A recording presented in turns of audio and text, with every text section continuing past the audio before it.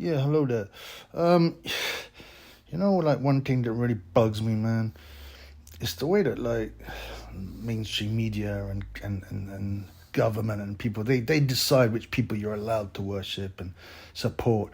You know, they always and they always change their story. If something suits them, then they'll say support these people. Um, and it's done throughout with history. With pop stars or actors or, people in the politics. Like the thing is, Muhammad Ali, right? Now, obviously, he's one of the, probably the most well known boxer, massive impact in boxing, transcended sport, became a global figure with major political impacts and blah, blah, blah. He was slightly reviled at the time by the authorities, and now it's been changed where he's virtually like a saint. He's one of those guys you can't criticize, yeah? You can't slate him regardless of what he's actually done in his life, you know? Regardless of any other evidence, and there's a lot of bad stuff in Ali's world. And then, the sheep will follow. It's like now, what's happening now, we've been told that Russia evil, Ukraine good, and people will just jump on that immediately, start putting hashtags up and changing their profile picture, and it's just pathetic, man. You can tell an NPC, a normie, all they do is vomit whatever they've been indoctrinated out of their mouths now. Now, this is important with Ali, right? Because there are many people in that they decide to put on a pedestal. Ali's one of these, yeah. He's treated as a modern day saint. And it's not like that really. I mean, it's not like Ali was a perfect man, and no one's saying that necessarily. But they kind of turned this guy into an idol that you got to worship. He cheated on all his wives endlessly, which is against his doctrine. That's not great. Obviously, the most dislikable thing for me was bullying good people like, Joe Frazier.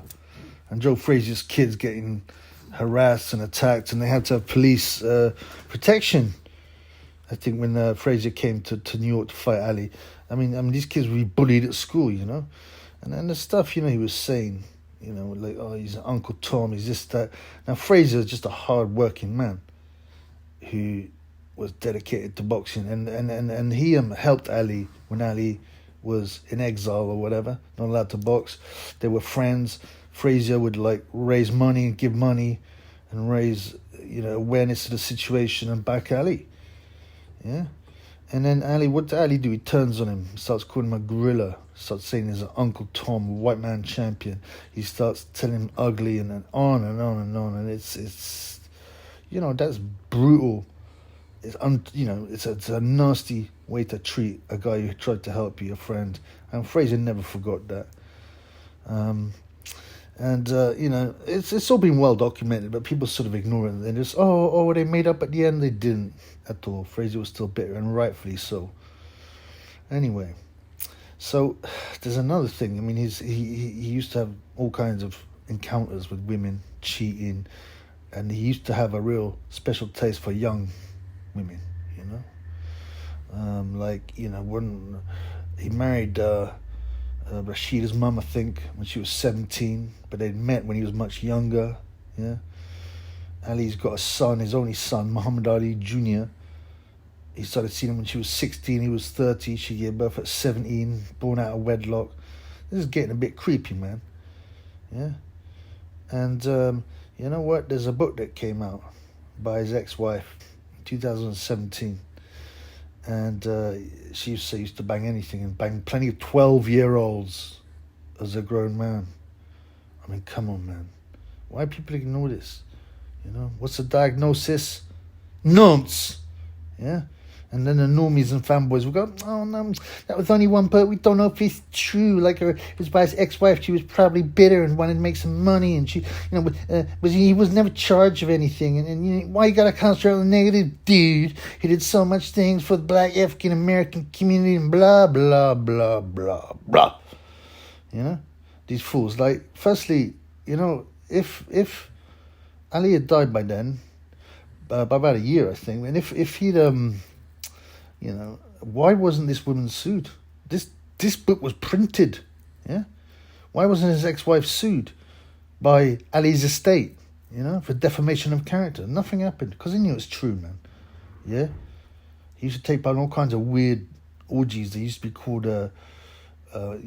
these parties where all kinds of different people would come and have massive gangbangs. Yeah, apparently they were called gumbo parties, because everything was all mixed up. People of all races and would get up to that stuff. Gumbo is like a traditional Louisiana dish, and they just mix up everything. So, I think it suits it quite well. I don't think there's any implication here that Muhammad Ali was into Bati business. I don't think he was. So, but these parties were like messed up. Yeah, but especially it's the young girls thing, and he definitely impregnated 16, 17-year-old when he was a fully grown man, and here he is with his pal Jimmy Savile. They seem pretty cozy. He came over to England and hung out with Jimmy Savile. Now, you could say there's no links about it. It was just showbiz at the time, and yeah, they'll say that. Oh, nobody knew. Well, yeah, working class people on the streets knew about Savile. Yeah, that guy, what's his name, Johnny Rotten or whatever, talked about it, was banned from the BBC. This is before the internet, there's normal people knew on the street, but apparently none of these super powerful celebrities knew anything. I mean, I let those with an open mind make their own decision, And they talk about, they like to talk about Ali as like, oh, he's done so much for human rights and people of different colors and whatever. I think he made some good points, but like in this world where they're obsessed with diversity, yeah.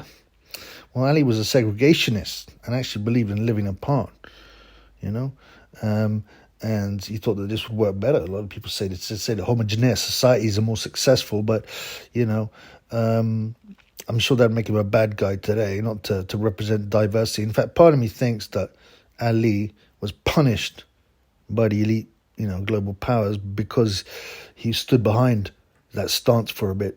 And they didn't want that. They wanted to push diversity. I think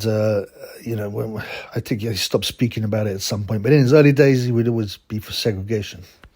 And yeah, Ali always used to say, I think he said, no brown man wants his child to bring back a white person and have kinky blondie type children and vice versa, and which is quite interesting because it brings us nicely to his grandson Nico Ali Walsh, who's now making some press as a pro fighter. I think he's had 2 fights, he's won. Now, first you'll notice his second name is Walsh. It's not actually Ali. It's Walsh, which is an Irish name meaning foreigner, and it comes from Welshmen who emigrated to Ireland. So it's originally of Irish origin, and then they would have moved to the US, which is kind of like Ali's grandfather, who I think was Irish. So it's kind of interesting. And secondly, you notice that Nico is white. Now, when I say this, I mean he's white-skinned. Yeah. Ali's daughter was bleached. So the Nation of Islam Black Power icon Muhammad Ali's daughter Rashida hooked up with some old white guy, who oil drilled Ali's daughter and bleached the bloodline. So he's not very happy with that, man. Rashida, I think, is 13 years younger than this guy, and he obviously this oil drill obviously found it kind of exotic. And people can say, oh well, the grandson's valid. They're not really white. They're like eggshell color. And fair enough. They're not like pale like Ricky Hatton or his less ugly lookalike son Campbell. But I mean, look at the photos. They look I don't know, Italian, Spanish, maybe upper class Turkish. Look at this photo here of Ali with them as kids. He doesn't look happy, man. He doesn't look happy with those kids. It's exactly what he said brown people didn't want. As kids and grandkids. Now Nico Ali Walsh, he tries to compensate, and tries to be, to Afrocentricize himself and look less white, So he has these cornrows, which really just makes him look like a white version of Paulie Malignaggi. He always claims he's Muslim. He likes to talk about it a lot, even though he's got loads of tattoos, which are basically haram. And he admits this even, so it's a bit odd. But then again, Ali was hardly, hardly kept to the strictures either. So this Ali line has been bleached. End of story. You know, if Nico wasn't a Muslim and wore his hair like naturally straight, you know, and it looks like he dyes it as well to make it black rather than dark brown, he'd look Italian. Yeah, but he's he's decided to take the buck path. He wants to be a buck, and I mean, truthfully, if he walked around with his hair in the hood, you know, he lasts about 5 minutes. They probably assume he was like, one of them fake white rude boys and plumb him off and rob him and batter him. Maybe, they might even rape him, because he's got long hair. So yeah, like Nico, I mean, is Ali's son real proud of him? It doesn't look like it, man. I bet he didn't have much to do with it. Yeah, some people, he'd probably call his own daughter a bedwench, like a white man's hoe. I don't have a problem with it. Everyone could do what he wants, but you can see that Ali does. Yeah, you can see that Ali does. Yeah, is that worth an butt breaking? I mean, you could say for Ali spawning a bedwench that has 2 white sons. I don't know, man. I don't know. Now, Muhammad Ali's other children have also caused him some level of disappointment. One of his most well-known child is probably Layla. She be stinging Ali, which is one of the wackiest nicknames I ever heard. And she's a former female world boxing champion. I mean, this is back in the day when there wasn't any depth, even less than now. And female boxing was even whacker then. If you want to take that garbage serious as a boxing fan, you can. But, Ali did not approve of her boxing. He didn't. Islam doesn't really approve of women doing male activities like that. It's haram. Yeah. So, and he publicly said Ali doesn't approve of her boxing, and there's pictures of him after the fight, and, he's trying to smile, but he can't because he just doesn't approve of it, man. And later on, it turns out that Layla is, in fact, a rug muncher. Allegedly, as they say. But you know what? It was an open secret. She, whether she got married to her trainer or something, but come on, man. Philip's girlfriend was married with 2 kids. Elton John was married to a woman. Yeah? And she was in an affair with Queen Latifah, who's an out-and-out and proud rug muncher. Yeah? So, and obviously rug munching is not allowed in Ali's religion either, or in fact, any world religion, any of that stuff. But, yeah, rug munching Layla Ali, she should have called herself. Now, Muhammad Ali had only one son. He adopted one, but only one recognized son out of 9 kids, I think it was. And this guy's called Muhammad Ali Jr. Now, this guy is one ugly. I mean, how does Muhammad Ali, who's a handsome guy, no homo, end up with a son that ugly? And that beta man, you just look pathetic, man. The mother, as I said before, was 16 when he impregnated her. Ali was 30. Yeah, so that's haram too. Anyway, Muhammad Ali Jr. was a bum, basically, a crack, marijuana, alcohol, heroin. Yeah, he loved that stuff. A real weak beta male. And he claims he's Muslim, but he's doing all these drugs. So Ali, Muhammad Ali Jr., the ugly son of Muhammad Ali, as soon as Ali died, he thought he was going to get loads of money, man. He started getting real excited. He left his wife as soon as he got Ali's money or heard about it. Yeah, and he was in the bars drinking and all that. Now, since then, there's come a number of different claims, like Ali Jr. expected to get 4 million quid, but he didn't. He says he didn't. He might just have blown it. Who knows? He said he's a broke, homeless, penniless, odd job man that survives on £6 a day. I mean, he's just a beta cuck, pussy-o anyway. And this is Ali's legacy, his only male legacy. and he says some weird shit as well. So like, yeah, as I said, Ali was obviously very much into black rights, which is completely acceptable at the time, and so on. And then I don't know, he went on to say that, I don't know how he speaks for Muhammad Ali, considering he hardly had any contact with him because he was, born out of wedlock and they didn't meet very often. But he said, my father would have supported Donald Trump's presidency if he were alive today.